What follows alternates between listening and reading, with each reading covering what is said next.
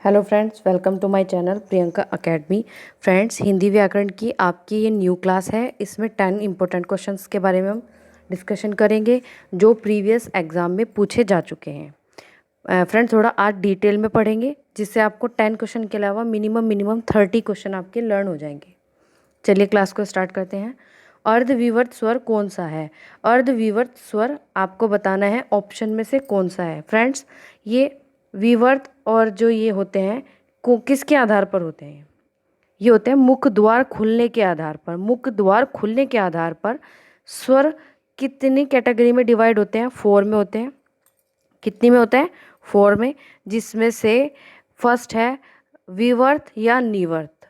अर्धविवर्त, मुख द्वार आधा खुलता है तो उसे बोलते हैं अर्धविवर्त। और क्वेश्चन में क्या पूछा गया है? अर्धविवर्त के बारे में ही पूछा गया है, तो हम इसमें बताएंगे ऑप्शन बी, क्योंकि ए, आई, ओ और डॉक्टर वाला आ, यानी कि जो आगत स्वर है हमारा डॉक्टर में आता है, वो सब क्या है? अर्धविवर्त है। आप इसको अपने मुंह से बोल के प्रैक्टिस करेंगे तो आपको प्रैक्टिकली करने के बाद ये आपको अच्छे से लर्न हो जाएगा।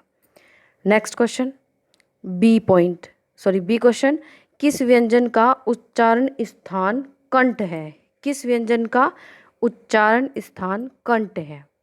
फ्रेंड्स, कंठ से हम क बोलते हैं और क वर्ग में जो भी सब आते हैं वो बोले जाएंगे। इसके अलावा ए, आ, एह और है प्लस कै वर्ग, पूरा कै वर्ग आएगा। ए, आ, एह और है कंठ कंठे में आते हैं और इनका उच्चारण स्थान कंठ होता है। तो हम अकॉर्डिंग टू ऑप्शन चलेंगे। ऑप्शन नंबर सी इसका सही आंसर होगा। अंतस्थ व्यंजन कौन से होते हैं? अंतस्थ व्यंजन के बारे में बताती हूँ, इंपॉर्टेंट क्वेश्चन है, कई बार पूछा जाता है।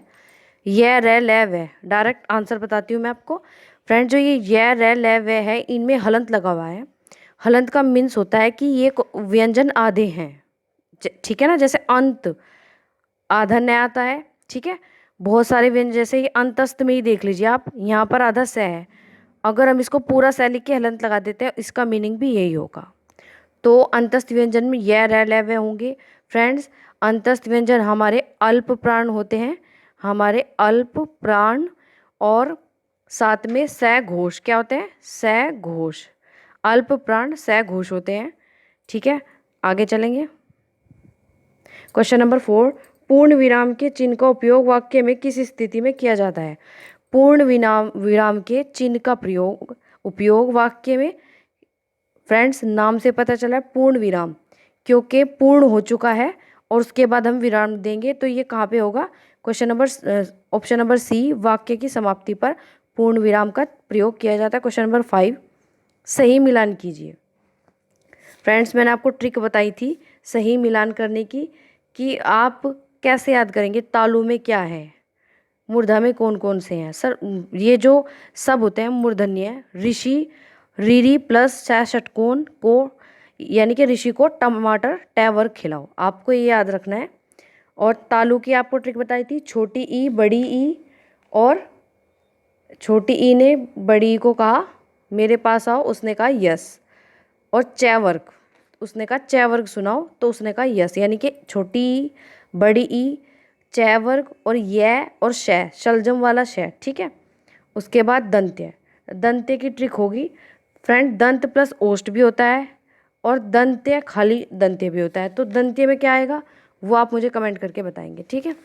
दंत प्लस ओष्ठ में व और फ, आप इसको बोलकर देख सकते हैं, व और फ आप बोलेंगे तो दांत, जो आपके होठ हैं और दांत आपस में मिलेंगे, तो आपको प्रैक्टिकल करने के बाद बहुत अच्छे से लर्न होगा, जिसे आप नहीं भूलेंगे।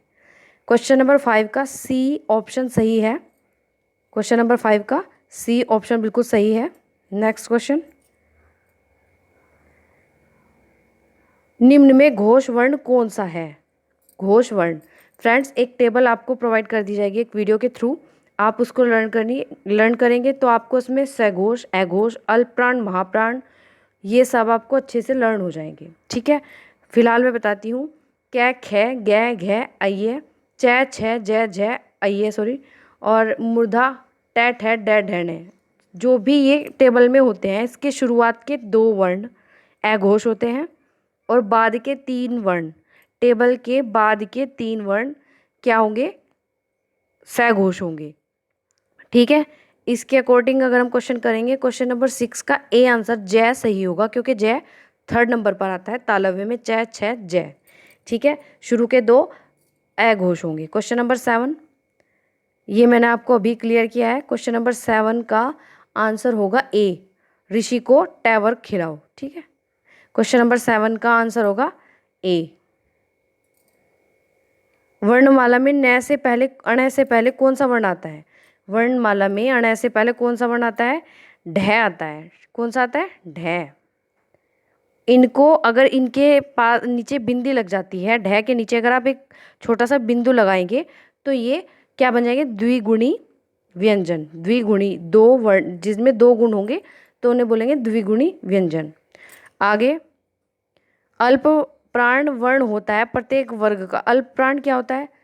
अल्प प्राण प्रत्येक वर्ग का पहला, तीसरा और पांचवा। पहला, तीसरा और पांचवा। इसके अकॉर्डिंग ऑप्शन नंबर सी बिल्कुल सही होगा। निम्नलिखित में दिए हुए स्वरों में से संवर्त स्वर कौन सा नहीं है? संवर्त स्वर नहीं है के बारे में पूछ रहा है, तो आपको पता होना चाहिए संवर्त स्वर कौन से है। छोटी ई, बड़ी ई, ऊ और छोटा ऊ और बड़ा ऊ। छोटी ई, बड़ी ई और छोटा ऊ, ये सब क्या है? संवर्त स्वर हैं, लेकिन जो इसमें ए है वो संवर्त स्वर नहीं है, ए मध्य स्वर है। ए कौन सा है? मध्य स्वर है। ठीक है, उसके बाद क्वेश्चन नंबर 10 हमारे कंप्लीट हो चुके हैं। फ्रेंड्स, आज की आपको ये क्लास कैसी लगी कमेंट करके बताइए, और आपको अब सभी क्लासेस में ऐसे डिटेल में ही पढ़ाया जाएगा जिससे आपके टॉपिक के कुछ न्यू पॉइंट और क्लियर हो जाएंगे। ये जो ट्रिक हैं आप ज़रूर याद करें, क्योंकि इनसे आप फिर कभी नहीं भूलेंगे, दोबारा आपको लर्न करने की ज़रूरत नहीं पड़ेगी। फ्रेंड्स, एक क्वेश्चन आज के लिए, ए मानक वर्ण कौन सा है? ए मानक वर्ण कौन सा है? आप कमेंट करके बताइए मुझे। तो आज की क्लास कैसी लगी कमेंट करके बताइए। प्लीज़ वीडियो को लाइक, शेयर एंड सब्सक्राइब करें। टेलीग्राम का लिंक डिस्क्रिप्शन में दे देती हूँ मैं, और प्लीज़ वहाँ पे जाके भी इस वीडियो को लाइक करें।